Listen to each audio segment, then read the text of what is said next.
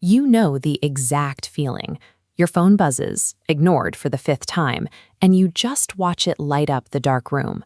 That friend who chronically bails on plans, perhaps that friend is you, is usually doing something invisible. They are protecting a very limited resource, their own mental energy. Modern social standards link physical attendance directly to affection. In this framework, staying home is often misread as a rejection of others rather than a necessary retreat for oneself. Scroll through any feed, and you will see the cultural mandate for constant outward momentum. Influencer aesthetics demand a public display of living your best life amidst the noise and the crowd. Choosing a Friday night on the couch in pajamas usually comes with a label: boring, antisocial, or lazy. However, there is a biological argument to be made here. For many, seeking out a quiet, enclosed space represents a strict physiological requirement.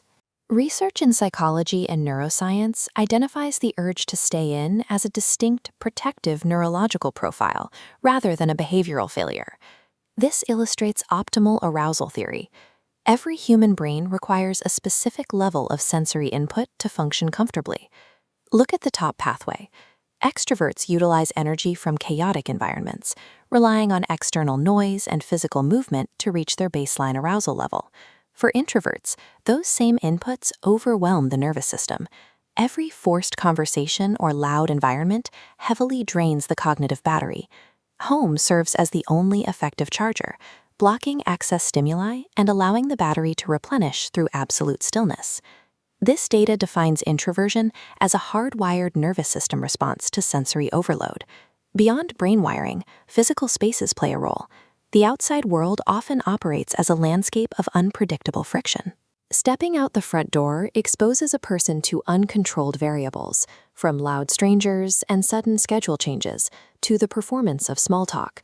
A home environment offers absolute control over these sensory variables, allowing an individual to precisely curate the lighting, the volume, and the ambient energy.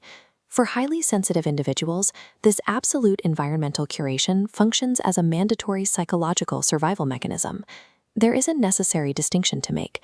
Some individuals isolate because of untreated sexual anxiety, past trauma, or depression. The difference lies in whether the person stays home to actively recharge their energy or because facing the outside world feels oppressively heady. Look at this illustration. It represents the vital diagnostic line.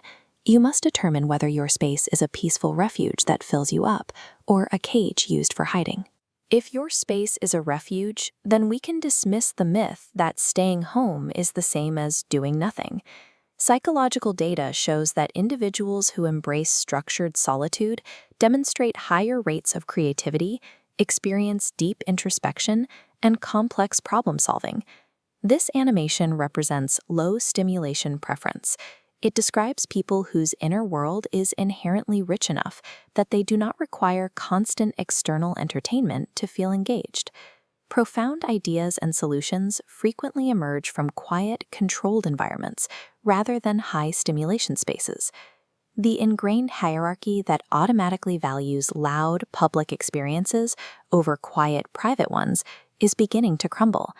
There is joy and self-awareness in mastering small rituals, perfecting a morning coffee routine, or observing how light shifts in a room at sunset. Turning down invitations without guilt to rewatch a comfort show is a sign of healthy psychological alignment. The homebody is simply wired for depth over noise and for peace over performance.